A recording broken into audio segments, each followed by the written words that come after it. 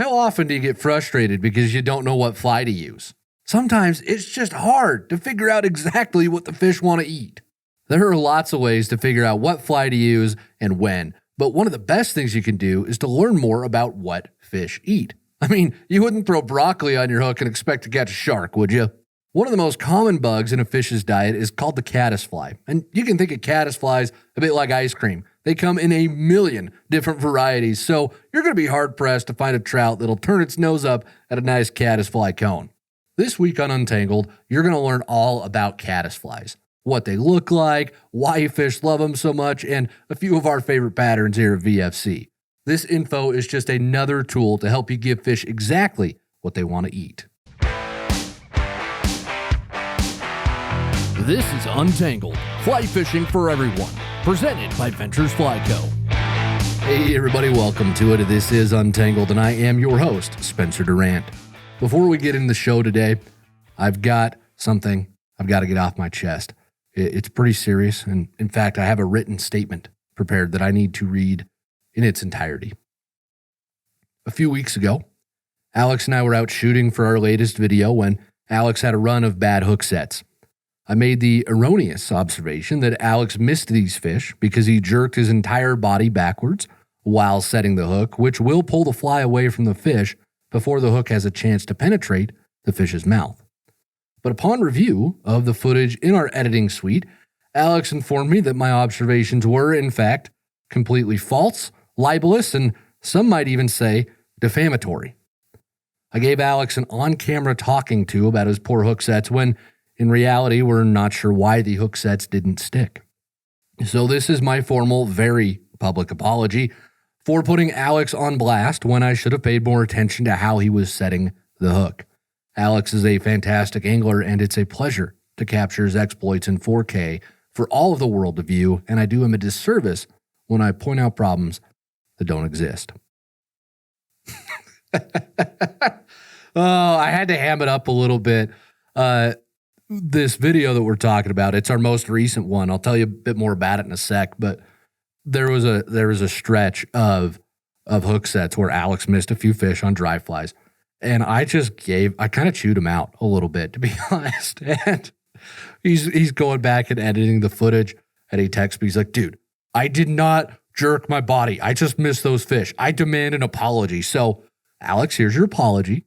And for anybody who wants to watch this video, it's our most recent video. It just dropped on Sunday, actually. And it's another one of our How We Fish videos where we just kind of you get to follow Alex and I around as we fish. We explain what we're using. We show diagrams of our rigs, but it's a little bit more story and adventure driven than some of our other content.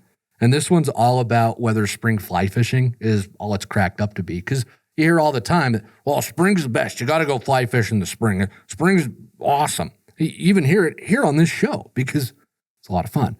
But we wanted to put that to the test. So we wade fished one day and we floated in a drift boat the next day. So you get a nice variety of spring fishing. And it really is the best video that we've done in we've been doing this about 3 years now, I think, with YouTube. So 100% go check it out. Alex outdid himself, not just with the editing, but some of the shots that he got on this trip blew me away. Dude needs an Emmy at some point. So, and that's not part of the written statement that I had to read. That I actually believe that. So definitely go watch it. I'll throw a link in the show notes. I'll even throw a QR code up here on the video for those who are watching if you want to go check that out. But now it's time to get into the meat of today's show, what y'all came here for, and that is the caddis fly. Like I mentioned earlier, part of successfully catching fish is knowing what they're going to eat, knowing a bit more about their diet, because if you just go into it blind, then it really can feel almost impossible. We all know that fish eat worms. I think that's a pretty common concept, but beyond that, if they're not eating a worm, or if you're fishing in a place where you can't use worms, what do you do? What's the move to make? And if that's all the knowledge you have, you're going to feel very limited in picking a fly or a lure or whatever it is. You're going to feel very limited in your ability to actually catch those fish. So as you learn more about what they eat, it's really going to give you a great foundation of information and knowledge, so you're not just out there fishing blind, for lack of a better expression. I mean, you're not going to throw steak at a carp. They're not going to eat that. You're not going to throw rainbow garlic power bait at muskie, and you're certainly not going to put broccoli on the hook for sharks. You're going to do your homework with each of those fish, and the same thing applies to our trout, our bass, and our panfish. And those three are trout, our bass, and our panfish that live in rivers and lakes, the places where we go out and we fly fish for them. Aquatic insects are a huge part of their diet. Yes, bass do eat those aquatic insects. They'll eat them. Bass will eat dry flies sometimes too. It just depends on where they're at and what's hatching at the moment. But again, the more you know about all the things that make up their diet, the better equipped you'll be to pick the right fly when you're out there on the water. And again, I know that picking the right fly is probably, next to casting, it's probably the toughest part of fly fishing, is figuring out what fly to tie on. I mean, there's a bajillion patterns. They've got all these weird names. You got fly shop guys speaking Latin at you when you ask them. It's overwhelming. But all you really need to know, and I'm not telling you to go out and get your PhD in entomology, which is bug science. What I'm telling you to do is you've just got to know the major types of bugs that fish eat, what those bugs look like, and then how to mimic the different life cycle stages of those bugs. And then again, one of the most common of these aquatic insects is the caddisfly. They are one of the main groups of aquatic insects that fish are going to eat. So your mayflies, your midges, your stoneflies, pardon me, the caddisflies are in that same group. There are four main ones. But caddisflies, it's interesting because they're probably just as important in a fish's diet as a mayfly is, but we don't really spend as much time talking about them as we do about mayflies or even stoneflies, to be honest. Caddisflies just kind of get overlooked by a lot of anglers. I'm not sure why we do that, especially, again, because they're very abundant. You can find caddisflies just about everywhere. They're certainly more widespread than stoneflies. But anyways, your caddis. These are, let's dive into what they look like here for a minute, just a little bit of background on them. These are an aquatic insect that's abundant in just about every clean, well-oxygenated river in the world. So if there's trout in that river, then there's a very good likelihood that caddis will also be in that river or that lake. And then the caddis goes through a standard life cycle. It starts out life as an egg, turns into a larva, then a pupa, and then it morphs into the adult where it will lay eggs and die. And the caddis life cycle, it's very important to understand because their life cycle, there's one stage, we'll get to it in a minute, that can be very confusing and make you think that caddis are hatching everywhere, but they might not be. So we'll get into that in a sec. But again, they start out as an egg, just like every other aquatic insect does. They hatch from this egg, and then some species of caddis, they'll spend up to a year in the larva stage, which once they've hatched, they now become a caddis larva. And at this point in their life, they look like small worms. They've got segmented bodies. There's not really a taper to their body. They just look like little bitty worms. They've got a very dark thorax or head area, which is where their three sets of legs are located. And then the rest of their body can be a little bit lighter.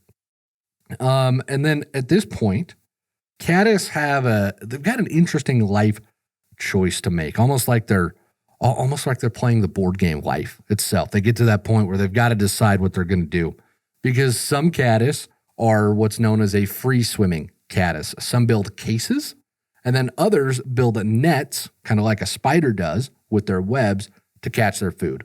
Now, all this stuff is really interesting if you're an entomologist, or if you're just inclined to really enjoy the scientific side of fly fishing.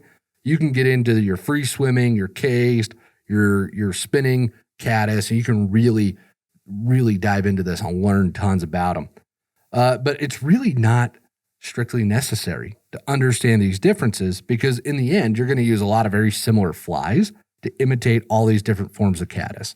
I bring it up here because you are going to hear the phrase cased caddis or free swimming caddis at some point when you're talking about caddisflies. Those phrases get thrown around a lot. And all those phrases mean, all they refer to is how that caddis chooses to live, how it chooses to live during its larval stage. So is it living its entire life in a case?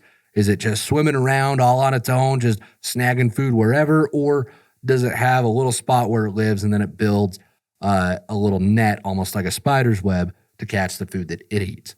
Again, interesting stuff, and it's cool, and you can use slightly different patterns to imitate them, but it's not strictly necessary to know to be successful fishing with caddisflies. I didn't know this stuff about like the free swimming and the cased caddis probably for the first, how long have I been fly fishing now? 24 years? Probably at least the first 10, 12 years of my fly fishing. I had no clue about any of this stuff, and I caught fish on caddisflies just fine. But you'll hear these phrases. I don't want you to be confused like, oh, Durant didn't give me the info. Well, I gave it to you. It's just not super necessary and relevant, okay? Now, in this larval stage, whether they're free swimming, they're cased, or they're building their little net, they can spend up to a year in this stage, and some will even spend up to 2 years in this life stage as a larva. And then at this point, they're really not that big either. They're about 1/4 of an inch to an inch in length. They're pretty short. And that translates from roughly like a size 10 to about a size 18 when we're talking about fly hooks. But most commonly, I'm fishing my caddis flies that imitate this stage in like a size 14 or a 16. That's what I use most often.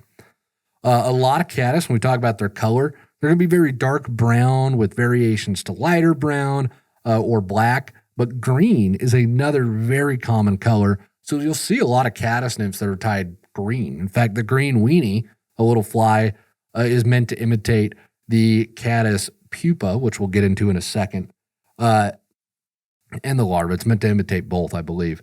But that little green weenie, it's just bright green because some of the caddis will be just bright green. So it pays to have some darker, more natural colors and then some of the green ones too, because the caddis will show up just like that. And we'll get into the flies in just a minute, but I wanted to mention color here because it was relevant.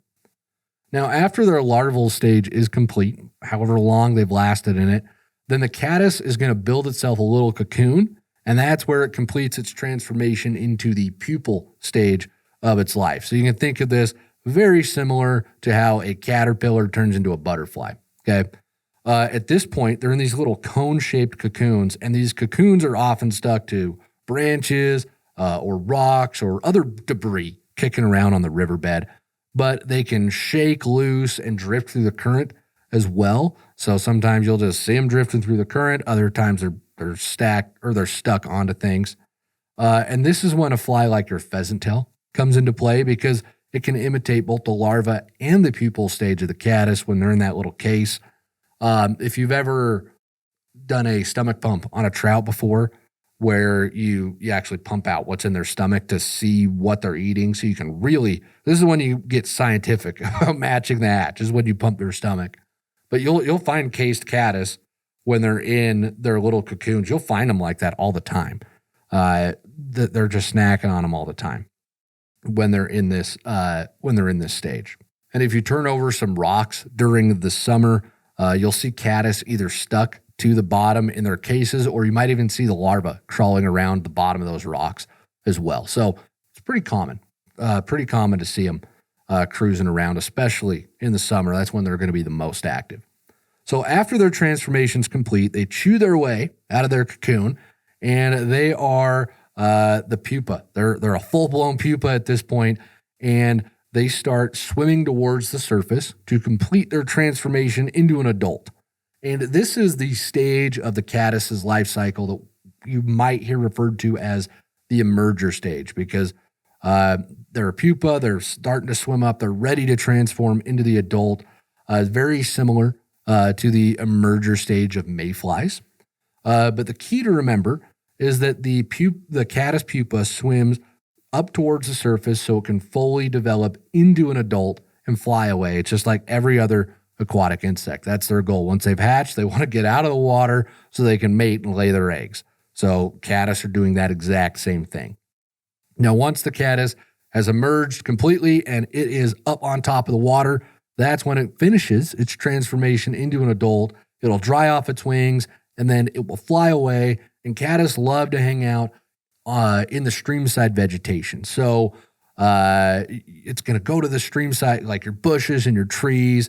It's going to hang out for a little bit. It's going to meet some like-minded friends. They're going to have deep conversations about life around a bonfire and make grand old plans to take on the world. But eventually they'll settle down for a 9 to 5 at Bugs R Us and a house in the burbs.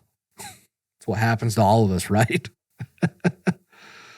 But caddis, they'll live for a little while. Mayflies are notorious. They don't live for very long after they become adults. Caddis can live for a couple of weeks, although some can live much longer after they turn into adults. But once they're ready, once they've got all their affairs in order, they've written their will, they've given the caddis cabin to their little kids to take care of it while I'm gone, then they return to the river and they mate to lay their eggs. So if you've ever been out on the river and you've seen this just enormous swarm of caddis flies buzzing right over the water, then you've probably witnessed the flies returning to lay their eggs. Now, it can look like it's this enormous hatch, and it can get you really excited because you see all these caddis buzzing above the water.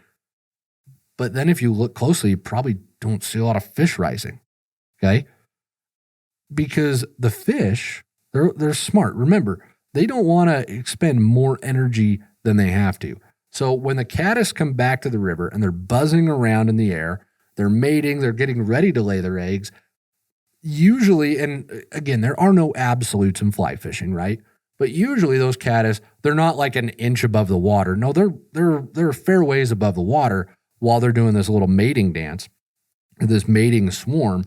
So if you're a fish, yeah, you can see all these bugs up in the air, but are you going to jump 1-2 feet in the air with your mouth open and hope that you get one in your mouth? Or are you going to hang out down in the water where the nymphs are, where it's much easier work, and snack on those? Okay, you're probably not going to spend the time to jump up after those caddis. Now, when the caddis are done mating, they're going to return to the water to lay their eggs, and that is when the fish will really key in on them.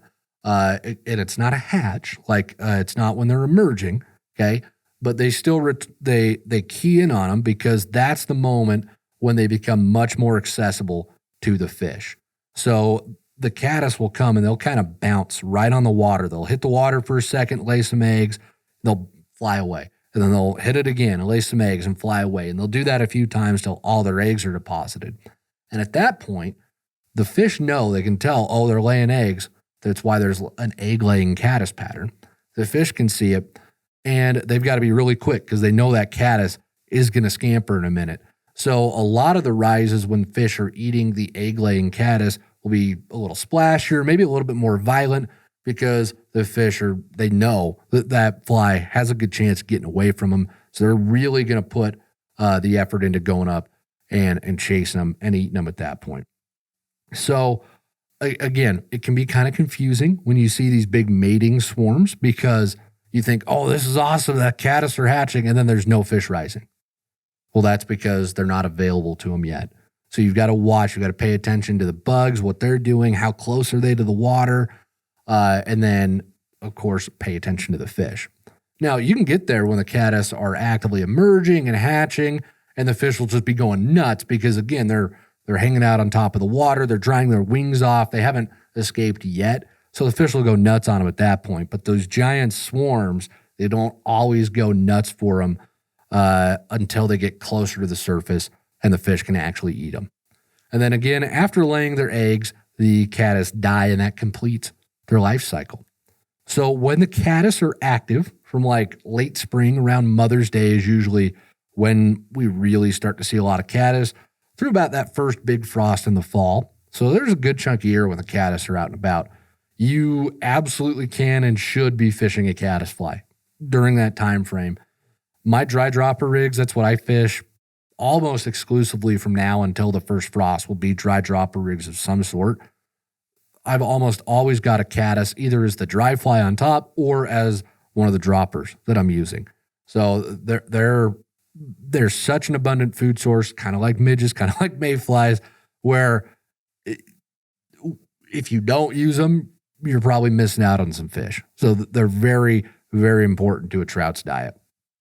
A very effective way to fish some of the patterns, especially the caddis pupa patterns, is to let them swing at the end of your drift. So if you've got your dry dropper rig and let's say you're casting upstream, let it swing down below you just a little bit, because that's going to mimic how those caddis pupa naturally rise up through the water column and emerge into that adult stage. So that's one little trick you can do. Even if you let your pheasant tails or your Frenchies swing, I've had fish hit those on the swing when they kind of come up at the end of the swing, because again, it's a natural movement that you're mimicking. So that's one thing to keep in mind. Another thing to keep in mind when you're fishing the adult flies is that sometimes you can skate them just a little bit. And what I mean by that is you're going to let them swing at the end of your drift, let them get a little bit of drag at the end of your drift. You can even kind of twitch them a little bit as they're drifting back down towards you if you're casting upstream. Now, normally, would I ever tell you to skate your dry flies? No, because you want to drag free drift. You want to put a fly in front of a fish and make it look real. That's your job. And we know that the flies ain't just skating around there on their little jet skis, right? No, they're moving with the current. But caddis adults don't spend very much time on the water. They spend very little time on top of the water, especially compared to mayflies. They really get antsy to leave, kind of like when you've been at the in-laws for too long and you just hit that moment, you're like, I gotta get out. The caddis feel that same way. They'll wiggle and they'll skitter as they get their wings to lift them off the water. So when you swing or skate your adult caddis flies, that can mimic that same movement sometimes, and it could be an effective strategy to trigger some strikes. So hopefully that should cover what they are and their behavior and a few tips for fishing them. So now let's get into what y'all probably have all been waiting for, which is the caddis patterns that we like here at VFC. So this is, you'll find these in my box. You'll find them in Alex's box. This is the stuff we recommend to everybody to have on hand as well. The first one is going to be the hare's ear from size 14 to 18. These are great little larva or even pupa patterns, and they're classics for a reason. They can imitate a whole bunch of different flies, but they do great is imitating your caddis flies. It's just really hard to beat how effective a hare's ear can be. I've got like 24 hare's ears in my boxes for this exact reason. Next one that I recommend you got to have is your Frenchie, also in sizes 14 to 18. It's very similar to the pheasant tail, but it's a little bit slimmer, and then it's got that extra flash, that little hot spot. Can really catch the eye of a picky fish. They're just a good, solid fly. It's hard to overstate how many fish I think I've caught on the Frenchie, especially during caddis season. Another one you've got to have in your box is the VFC Caddis Emerger in sizes 16. And then I tie these myself in 18s, but I think we only have them in 16s. And that's fine because 16 covers most of it. But this is just a really awesome little caddis pupa pattern. It's, again, that emerger stage, correct? And you can fish it a whole bunch of different ways. I fish this at the bottom of a nymph rig, so it'll sink really deep. Or I can fish it as the second fly behind a dry fly and let it just ride in the surface film a little bit. I'll swing it through the current. It's a very versatile fly. Fish it all through the water column and have a lot of success with it. That fly actually, I think we caught dozens and dozens just on that fly last year during some of the best caddis hatches we got into. And they were eating that more than the adult a lot of the time. So they really just love that little emerger. Another great emerger is the Holy Grail in sizes 16 to 18. It's designed more for a swing than to be fished really deep. So if you enjoy swinging flies, fishing wet flies and soft hackles, then the Holy Grail is a great option. Another fly you got to have on hand is the peeping caddis in sizes 14 and 16. This is tied to imitate the caddis larva that is starting to get out of its little cocoon and turn into the pupa and start emerging to the surface. So it's kind of a transitionary stage that it's imitating. It's a very fun little pattern to try, and we've actually got this coming out in our new fly boxes soon. So stay tuned for that once we get those rolling out here. And then another one that's going to be in our fly boxes is a Catis pupa in sizes 14 and 16. So again, right after the caddis has gotten out of its cocoon, it's ready to head up to the surface. And this imitates that life cycle stage of it. It's a great little pattern to use, especially on the swing, if you enjoy fishing flies on the swing. And then for our adults, we've got the elk-hair caddis, sizes 12 to 18. It's just one of the greatest flies of all time. It's a fantastic little pattern, very high floating. It imitates, again, our adults. It's pretty durable, and they're not too awful to tie. I hate tying caddis sometimes because I hate working with hair. But one thing we learned at VFC is it's worth buying the nicer hair because it stacks so much better. It just makes a better looking fly. It's so much easier to work with. So if you're tying your own flies, make sure you get the Select. I think it's the Select cow elk hair. It just works a lot better than the cheapest stuff. But during summer, probably like 60% of my dry dropper rigs have an elk hair caddis as the top fly. It's hard to beat. It's a really good little bug. And then last but not least is the CDC caddis in sizes 14 to 18. This lays a little bit flatter on the water because it doesn't have a lot of hackle to support it the way that the elk hair caddis does. So it gives off just a little bit more of a realistic silhouette in the water, but it still floats really well. It's great as the top fly in a dry dropper rig. It's just nice to have a few different options, especially with adults, to try out when the fish are being picky, because sometimes they just want something a little different than the millionth elk hair caddis they've seen that season. So that wraps up everything about caddis for today's show. But if there's something that I left out or something that you would like to learn more about, please drop a comment and let us know so we can get everybody as informed as they can be on caddis flies. Because again, the more you know about it, the better off you're going to be and the more success you're going to have when you're out there on the water. It's going to eliminate so many of those instances where you just don't know what fly to tie on. You learn about the caddis, about when they're active, and then I'm going to throw a caddis on today. At some point in my rig, a caddis is going to be in there, and that eliminates one of the choices you got to make. And I don't know about you, but if somebody's making decisions for me, I'm pretty happy about that. So, oh, well, that does not end the show this week, though, folks, because we still have the Q&A section coming right up. Anglers are always asking, what bugs are hatching right now? And that's why we put together a year-round hatch chart. It outlines all the major bug hatches so you always know what fly to tie on, no matter where you're fishing or what time of the year. So if you want to level up your skills and start catching more fish, click or tap the link in the show notes to get this free hatch chart. All right, back to the show. Every week here at Untangled, we spend half the show directly answering questions from listeners and viewers just like yourself. So if you've got a fly fishing question that you would like answered, you can go ahead and send that in to us. There's a link in the show notes or right here on the screen if you are watching the video podcast. And the first question comes to us this week from Ed from Latvia. The first time I think we've had a question from Latvia. So congrats, Ed. You're breaking some ground. But Ed writes in and says, "Hey, Spencer, my question is, how can I eliminate my dropper flies sliding off from the bend of the top fly's hook? Whenever I fish a rig that uses 2 or more flies, like a dry dropper or double nymph, my bottom fly that I've tied to the bend of the hook seems to slide off after some time. The only time it won't slide off is when I use a dry fly with a barb, but I mostly use barbless hooks. P.S. Yes, there are fly fishermen in Latvia, so if you're ever coming to this side of the globe, make sure to stop by." Ed, it's great to hear about Latvia. That's really cool. I'd love to go fly fish out there, man.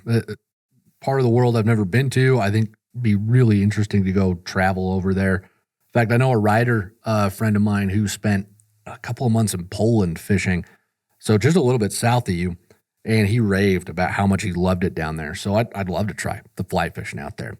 Definitely send some pictures in. I'd love to see what you're catching.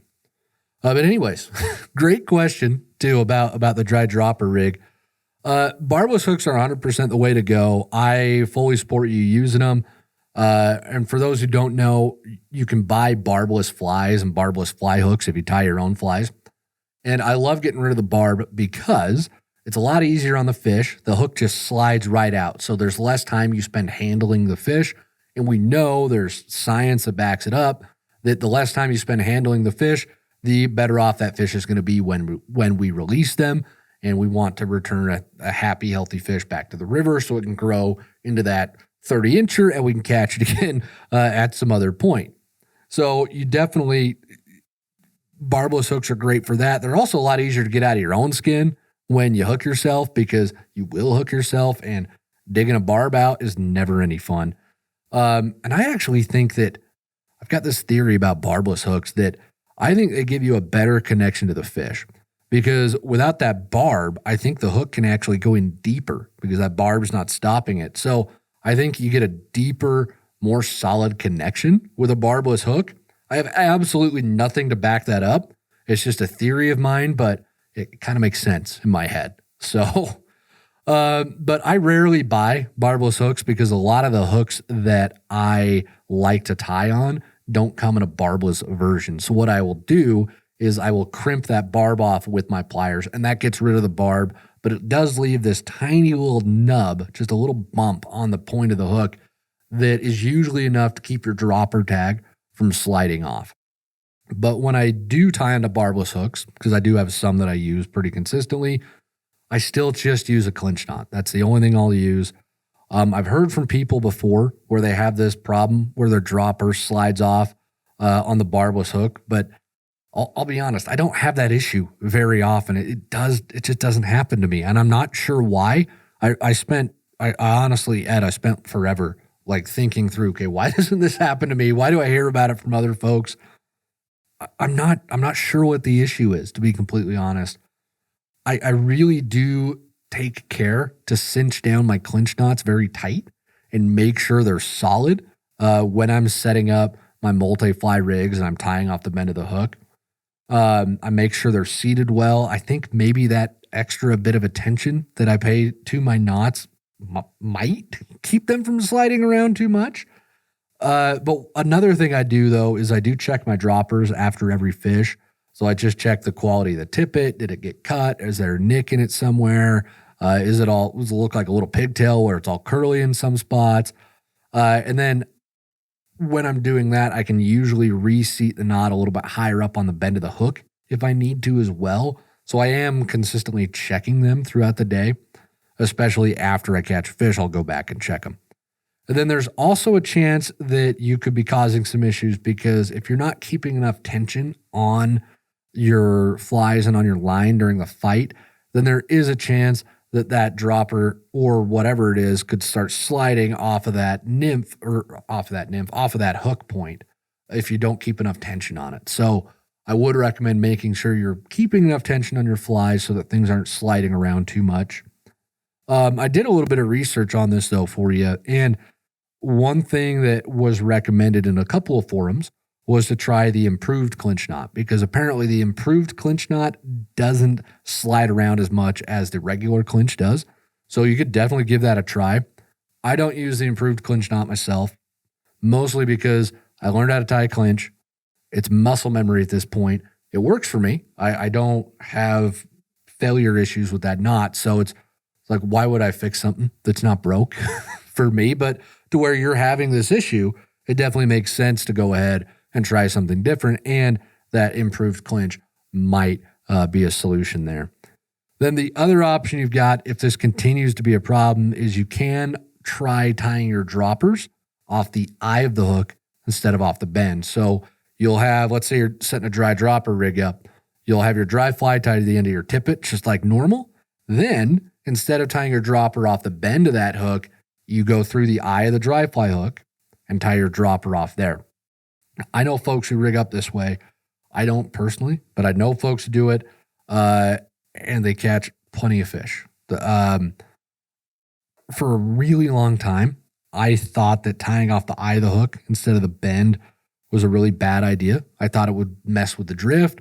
I thought it would change the presentation. I thought it was a foolish way to rig up. I think it still messes with the drift a little bit in some instances, but I've heard from enough folks out there in the audience. I've met enough new anglers over the last couple of years that I think I'm starting to change my tune to where I don't think it matters too much. So if you're really having that issue where they're sliding off the eye of the hook or the bend of the hook, try tying them off the eye, because I was pretty gung-ho about this not too long ago where don't tie them off the eye. That's dumb. And now I just don't have that same conviction. I think my tune has changed a little bit because I've met so many folks who do it that way and don't have any issues, and they're catching plenty of fish. So if it works, right? Put a fly in front of a fish, make it look real. It doesn't matter how you do it, just so long as you can do it. So thanks a bunch, Ed. I appreciate your question. Luke from Idaho has our next question, writes in and says, me and my fiance got into fly fishing last summer and fell in love with it. I have been looking forward to this spring to be able to fish some good hatches. We've had some good mayfly and caddis hatches, but the rivers have been pretty dang blown out all spring. Most of our normal spots are extremely hard to fish because of how fast and muddy the water is. We mostly fish freestones and some creeks. We've been able to get into some fish, but it's almost harder to find a spot that's fishable than it is to catch a fish. My main question is, do you have any recommendations on how to fish blown out rivers or just wait it out? Thank you.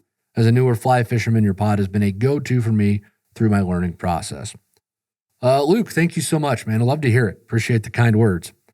Once your rivers get high and muddy, they really can be unfishable in a lot of ways, especially your little creeks, your freestones. They're channeling all that snow melt, and sometimes they really just aren't fishable. So your best bet, if they're not in like a raging torrent mode, your best bet is to fish the pockets that you see. So any pocket of slow or calmer water that you see, fish those, or the soft side of any seam, so the side with the slowest water. But again, when the rivers get blown out from the runoff, those soft sides of seams might not exist. A lot of your pockets disappear because there's just so much water cruising through it. But one thing I think that people forget about high water in particular is that it's going to do two things to the fish.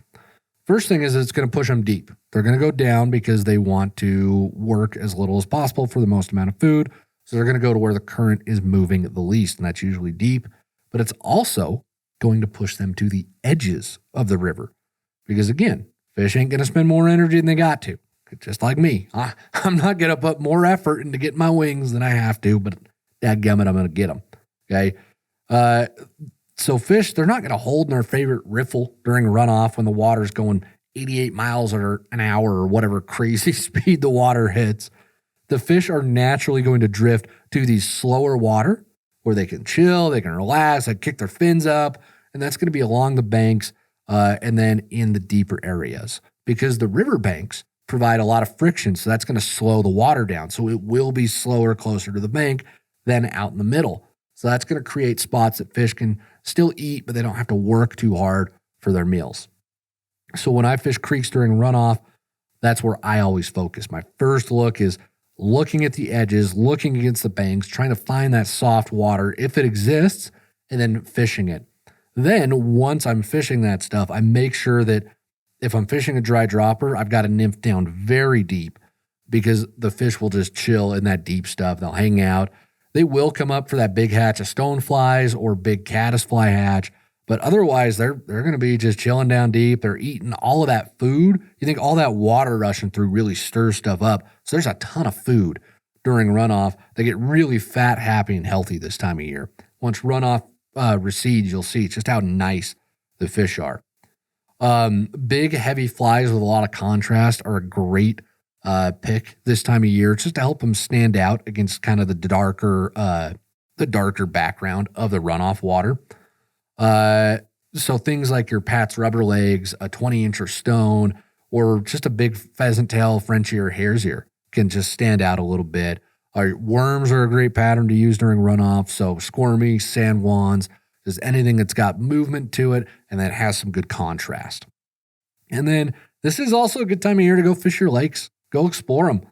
It's great to fish little ponds for sunfish and bass, or you can get up to your local reservoir or high country lakes if you live somewhere that you've got access to that for some ice-off trout fishing. In fact, we've got a How We Fish video coming up soon. I'm not sure exactly when it's going to drop, but it will be soon, where we went out and we fished these little lakes right after ice-off.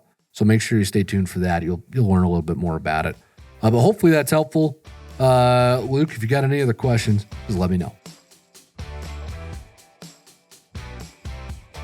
Braden from Michigan has our next question, writes in and says, "Hey, Spencer, I fish the Ausable River here in Michigan and was wondering how and in what situations do you fish weightless nymphs? I have them, but I don't see very many people talk about them. And is there any reason to use a weightless nymph rather than a beaded nymph?" Braden, this is a great question. Love the way you're thinking about this. So I fish weightless nymphs, so a nymph tied without a bead, or I guess I would consider like a nymph with a glass bead pretty weightless, but I'll tie just a regular no bead nymph when the fish are clearly eating emergers, but they're either not eating mine, or I can see that the fish are suspended just a little bit below the surface and they're eating. An example of that, a couple of weeks ago, Alex and I are out fishing, and we get up to this spot and there's a big rock, and right in front of the rock, and in front of every rock, there's always going to be a little cushion of calm water. And a lot of folks never fish the upstream side of the rock. They always fish the downstream side of it. So this upstream side's always got a cushion of calm water, and fish will hang out on the upstream side of a rock. So we get up there and we see this big brown on the upstream side of that rock. And you can see him. He's like 6-7 inches below the water surface, but you can watch him darting side to side, opening his mouth and eating. And there were blue wings coming off on the water. So it's very clear to me at that point that he is eating those emerging blue wings as they are coming up, but he's not bothering to wait for them to be an emerger in the surface film. He's grabbing them as they're moving up through the water column. And fish will do that sometimes. They'll just hang out right there because for whatever reason, it's just more convenient for them to eat at that stage than it is to wait for those caddis or those emergers to get stuck in that surface film. So in that case, a weightless nymph is great because it sinks just a couple of inches below the surface. It just gets right down to where that fish is, and it looks just like that bug running up to the surface to hatch, because without that weight, it's just really tossed around by the current, so it makes it look a little bit more realistic. So I have weightless nymphs in the box for those instances, and they come in clutch a lot of times. They're also really great if you're fishing shallow water that's really, really shallow, like 3 or 4 inches deep, or a piece of water that's very, very clear. And you don't want to get your nymphs hung up on the bottom too much. You want to just be able to drift. You can put a tiny split shot above them to help sink them just a titch, or you can tie them behind a weighted nymph as well. And that'll make your unweighted nymph bounce and flutter in the water, which can be a hyper-realistic imitation of an emerging bug. So those are all the different options of when I would use a weightless nymph. That's shallow, clear water, when I can see the fish suspended, or when I want to give the fly a little bit more of a realistic movement. It's really all about having options to imitate emerging bugs more than anything else. And that's why they're so effective sometimes. So I appreciate the question, Braden. Thanks for sending it in. And with that, folks, we are going to move on to the Live Real Life moment for this week's show. Every week, we end the show by sharing stories and pictures from folks who are out on the water living real life. I love to read these stories and to see what y'all are getting into out there. It's fantastic. So if you've got a Live Real Life moment that you would like to share, there is a link to submit those in the show notes or right here on the screen. And this week's Live Real Life moment is from Ty. Writes in and says, "Hi, Spencer. Ty from NYC here. First off, absolutely loving the podcast and beginner masterclass. I really appreciate all the detailed and accessible info you and the VFC team provide the community. It's helped immensely. So I just wanted to share my first trout caught on a fly. While it's certainly no trophy winner, it was an absolute blast to net. As a bass angler, I recently started fly fishing and I've been struggling with all aspects. A huge part was just finding decent trout in rivers and creeks. Needless to say, it's tricky here in the NYC area with better rivers being a schlep.